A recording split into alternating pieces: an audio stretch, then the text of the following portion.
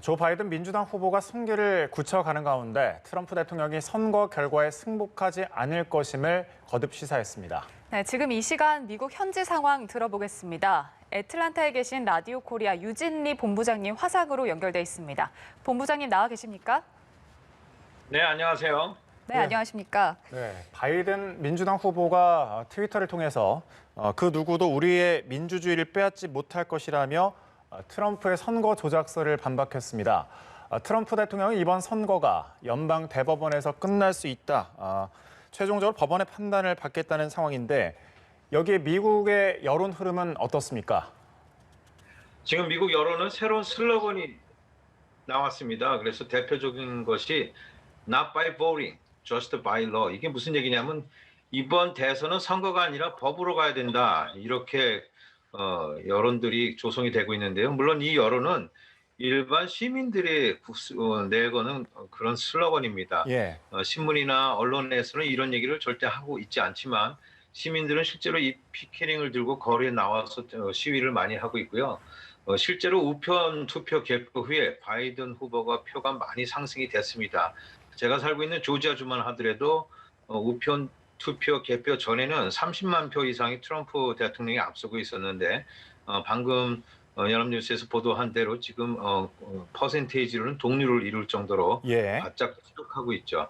네, 그래서 이제 이런 코로나 때문에 우편 투표가 많이 됐는데 이 영향이 많이 있는 것 같습니다. 네. 그리고 연방 법원까지 가야 된다는 얘기는 이번 우편 투표가 확정이 되자마자 트럼프 대통령이 아예 대놓고 한 얘기입니다. 우편 투표를 하게 되면 나는 법원으로 끌고 가야 되겠다. 이런 얘기를 처음부터 했기 때문에 현재에서는 이곳에서는 트럼프 대통령이 법원으로 끌고 간다는 것에 대해서 뭐 예상됐던 일이다. 이렇게들 얘기를 하고 있습니다. 네.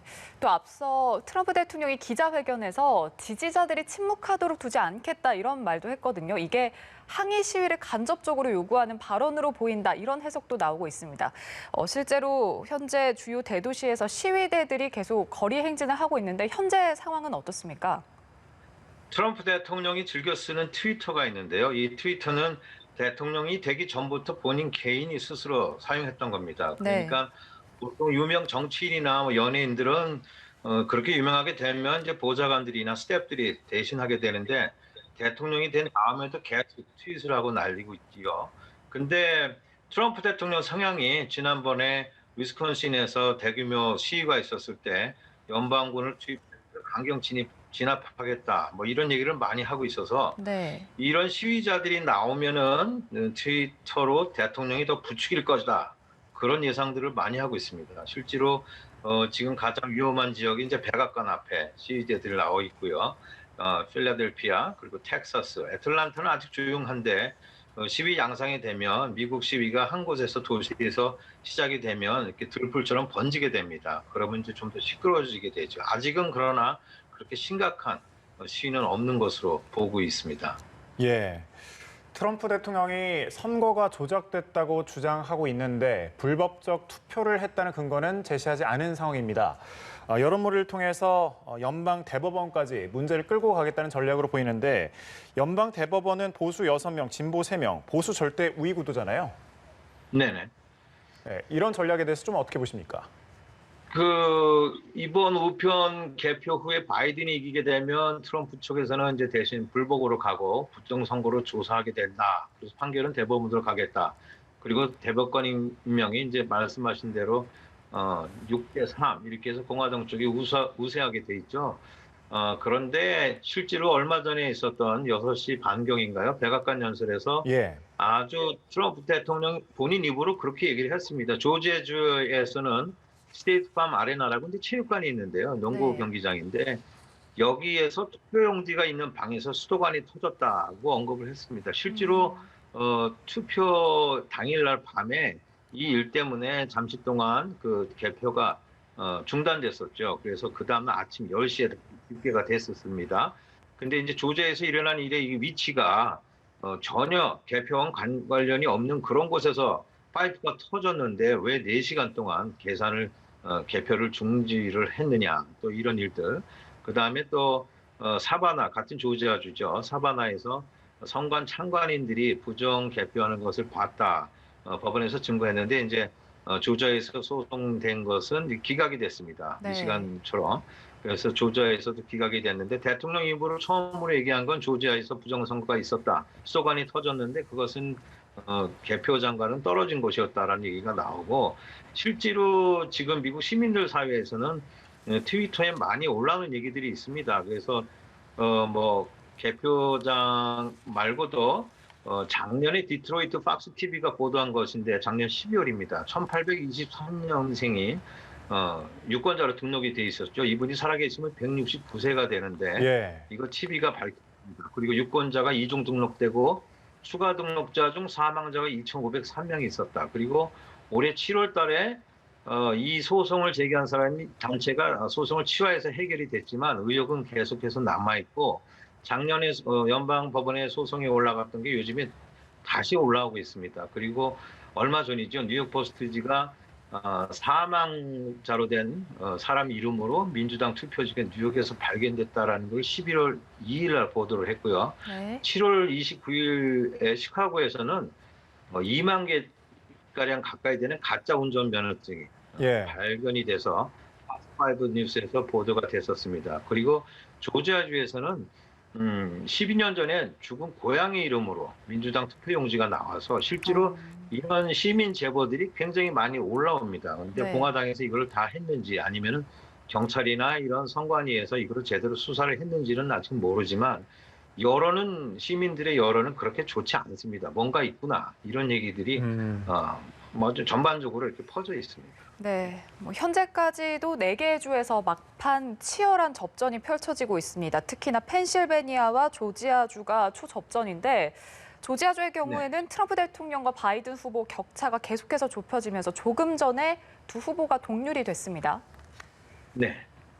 네. 그 좀 전에 이제 투표가 동률이 됐는데 이제 사전 할 때만 해도 트럼프 대통령이 조금 앞서고 있었죠. 그러다가 네. 이제 동률이 됐지만 오늘 자정 전까지는 아마 개표가 되지 않을까, 완성이 되지 않을까 이렇게 생각이 됩니다. 조지아에서는 이제 도시와 농촌 지역이 나눠져 있습니다. 그래서 이 오늘 개표가 집중됐던 풀턴 카운티는 도심 지역이고 다운타운을 끼고 있고요. 도시 빈민촌도 같이 포함되어 있습니다. 그 얘기는 이제 흑인들이 많이 살고 있는 그런 곳인데 흑인들이 이번에 투표를 많이 했습니다. 그 이유는 이제 사전 투표도 있고 우편 투표도 있어서 많이 했는데 이 선거 전에 조지 플로이드 사건 때문에 아틀란타에서 흑인들이 많이 폭동 시위가 있었죠. 네. 그래서 그 영향으로 흑인들이 많이 이번에 투표를 하지 않았나 이런 생각을 합니다. 풀턴 카운티는 조지아주에서 가장 큰 카운티 중에 하나입니다. 인구 밀도가 높은 지역인데 여기서 투표가 많이 이루어졌습니다. 예. 그 초박빙 경합주 가운데 개표일이 더딘 곳은 네바다주입니다. 네바다는 선거인단이 6명으로 많지는 않지만 바이든 후보가 승기를 잡을 마지막 퍼즐이라 볼 수 있는데 개표가 지금 조금 전에 개표 상황 보면 89%입니다. 개표가 다른 곳보다 늦어지는 이유가 있을까요? 이곳에는 네바다주도 우편 투표를 많이 한 모양입니다. 그런데 이 주마다 지금 우편 투표를 언제 개표를 하느냐 조금씩 다른데요. 조지아주 같은 경우는 11월 3일까지 우편 투표가 선거 사무실에 도착하는 걸로 기준을 삼아서 똑같습니다. 실제 당일날 선거를 한 사람이랑. 하지만 네바다주는 우편 투표 개표를 11월 12일 날 개표를 하기 때문에 일주일 정도 더 기다려야 됩니다. 그래서 이제 이미 이제 도착을 해서 분류는 하고 있지만 카운트는 하지 않고 있습니다. 그래서 그 날짜가 되면 또 하루 이틀 걸리겠죠. 네. 그래서 그때까지 이제 기다리는데 이런 주가 여기 뭐 미시간주도 있고 위스콘신주도 있고 노스캐롤라이나 주는 또 있고 가장 늦게 개표되는 것이 미시간주입니다. 이미 미시간주는 바이든 대통령이 승리한 것은 나와 있지만 이제 최종 투표 개표가 되려면 11월 17일 이후 한 20일까지 가야 되지 않나 이렇게 보고 있습니다. 네. 개표 작업이 사흘째 진행 중이긴 합니다만 승리자가 아직까지도 결정되지 못하는 상황이 지속되고 있죠. 우편 투표도 사상 최대로 급증해서 개표 작업이 늦어지기도 했고 또 워낙 또 박빙 승부처가 많아서 좀 아무래도 후보들이 패배나 승리 선언에 좀 신중해진 탓일 것 같은데요. 이번 선거를 두고서 처음 접하는 현상도 많을 것 같습니다. 네, 이번 선거가 보통 이제 선거 그러면은 투표를 부재자 투표, 이제 선거 당일 투표, 예. 그리고 이제 뭐 예비 선거 같은 경우는 당일날보다 바쁜 사람들을 위해서 일주일 정도 이제 조기 투표를 할 수 있게끔 그렇게 사전 투표를 할 수 있게 해주는데요. 네. 이번에는 부재자 기존의 투표에다가 우편 투표를 더했습니다. 그렇기 때문에 우편 투표를 개봉하게 되니까 이번 선거가 대통령 선거만 있는 것이 아니라 연방 상하원, 그다음에 주 상하의원 여러 공무원들이 선거에 임하게 되는데 조지아주만 하더라도 연방 상원의원 2명 중에 1명은 이미 당선이 확정이 됐다가 네. 이번에 우편 투표로 인해서 런오프로 다시 가게 됐습니다. 그래서 연방 상원의원 2명의 자리는 조지아주 같은 경우는 내년 1월 5일 날 다시 선거를 해야 됩니다. 근데 이런 것들이 밑에 있는 다른 여러 직책들에게도 파급이 돼서 귀네 카운티 의장, 한국말로 하면 군수 정도 되는 그런 가장 높은 자리인데 그 사람은 압도적인 승률로 이겼지만 예. 이 부재자 투표, 이 우편 투표가 다 나올 때까지 내가 이겼다라는 발표를 못 하고 있어요. 하지만 일부 카운티에서는 또 이미 다 오픈이 된 상태에서는 졌다, 이겼다 발표가 나오지만 여러 가지 이렇게 걸려 있는 사람들은 이긴 것을 충분히 알고 있음에도 불구하고 공식적인 발표가 나지 않았기 때문에 얘기를 못 하고 있는 실정입니다. 네. 이번에 상하원 선거도 동시에 치러졌습니다. 백악관과 상하원을 장악해서 트리플 크라운, 블루 웨이브를 달성할 수 있다는 민주당의 장밋빛 전망은 공화당이 약진으로 물 건너가는 분위기인데 앞으로 미국 정쟁이 더 심할 것 같은 분위기입니다. 이 미국 선거가 참 재미있는 것이 공화당 대통령이 되면 여러 하부 조직에서 다 공화당 표가 많이 나와야 되는데 지난번과 마찬가지로 이번에서도 상원에는 공화당이 우세하고 하원은 민주당이 우세한 그런 형상을 띱니다. 연방 상원의원은 임기가 6년이고 2번 정도 할 수 있기 때문에 12년을 할 수 있고요. 연방 하원의원은 임기가 2년이기 때문에 매번 바뀝니다. 그래서 짝수년도에 선거가 되는데 이번에는 올해 대통령 선거와 맞물려서 아주 빅 이벤트가 됐죠. 그래서 이제 요즘에 색깔로 얘기하면 파란색은 민주당, 빨간색은 공화당 이렇게 얘기하는데 민주당이 파죽지세로 밀고 올라가자. 그래서 상원도 우리가 우위를 차지하자 이렇게 얘기하고 있지만 한두 표 차이로 공화당이 우세한 걸로 나타나고 있습니다. 신기한 것은 상원의원, 연방 하원의원에서는 공화당과 민주당의 차이가 별로 없는데 그 밑에 하급 직책이란 말이 좀 적합하지는 않지만 밑에 공무원들, 선거들, 정치인들 뽑는 자리에는 조지아주 같은 경우는 민주당이 아주 크게 맹위를 떨치고 있습니다. 원래 조지아주는 빨간색이었습니다. 공화당이 우세였는데 이번 선거에서 파란색으로 많이 바뀌는 그런 양상을 보이는데 주 하원, 주 상원위원회에서 그러한 양상을 띠고 있습니다. 네, 지금 저희가 미국 애리조나주 피닉스 마리코파 카운티의 현장 화면을 보여드리고 있는데요. 트럼프의 지지자들로 보입니다. 지금 현재 이런 식으로 사람들이 많이 밀집해서 모여 있는 모습을 보고 계시는데 미국 애리조나주 좀 어떻게 보십니까? 이 지역은 좀 어떤 상황으로 보십니까?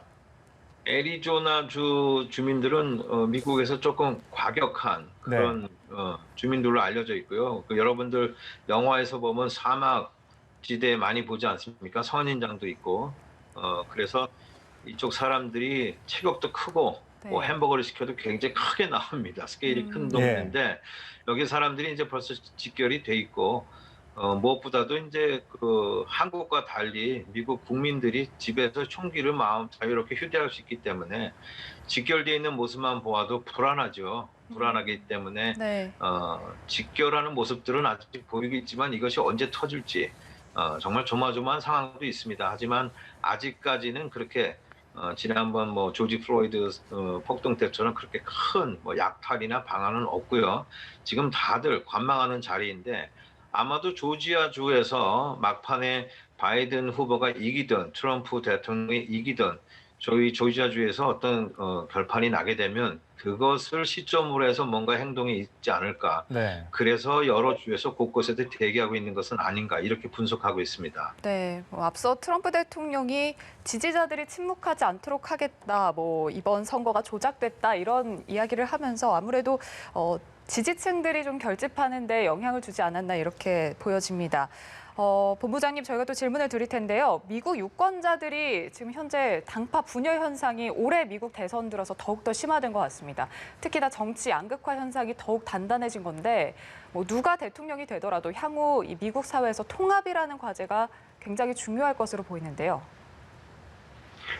미국 정치인은 선거에 있어서는 정말로 한치 양보도 없이 정말 치사할 정도로 물어뜯는 그런 혈전이 많이 벌어지는데요. 그것이 이제 동네 시의원 이런 뽑는 과정에서 그렇게 됩니다. 하지만 그 투표수로 그러면은 불과 몇천 표 갖고 그렇게 많이 싸우고 있지만 정책안을 놓고는 서로 화합하는 모습을 많이 보입니다. 비근한 예로 이번에 코로나19 사태가 났을 때 미국 정부에서 1차 경기 부양안이 나왔습니다. 그때는 이제 민주당이 예를 들어서 100원을 제시를 했으면 공화당이 200원을 제시를 했죠. 그래서 양당이 합쳐서 그럼 너무 많고 너무 적으니까 150원으로 하자. 이렇게 정책면에 있어서 대국민적인 정책에 대해서는 서로 합의가 잘 이루어집니다. 하지만 이번 두 번째 경기 부양안에서는 왜 이것이 잘 되지 않았느냐. 그럴 때는 이제 정치적인 문제가 끼면 항상 줄다리기를 하게 됩니다. 트럼프 대통령 공화당 쪽은 대선 전에 네. 국민들에게 뭔가를 좀 줬으면 좋겠다라는 식으로 몰아붙였고 네네. 민주당 입장에서는 정치적인 사안으로 볼 때 급히 서두를 필요가 없기 때문에 그렇게 된 것이죠. 하지만 일단 급한 일이 떨어지게 되면 이런 정치인들이 정책적으로는 잘 모이고 이해관계를 논리적으로 잘한다. 이것이 이제 미국 정책의 정치인들의 특성입니다. 그래서 네. 지금은 선거기 때문에 정말 치사할 정도로 치열하게 이렇게 공방전을 벌이고 있지만 정책에 다시 돌아가게 되면 다시 또 화합해서 어떤 좋은 결과를 추론하는 것이 네. 전통적인 미국 정치인들의 모습이라고 봅니다. 네, 알겠습니다. 애틀랜타에 계신 라디오 코리아 유진리 본부장님 화상으로 연결해서 미 대선과 관련한 상황 짚어봤습니다. 오늘 고맙습니다. 네, 감사합니다.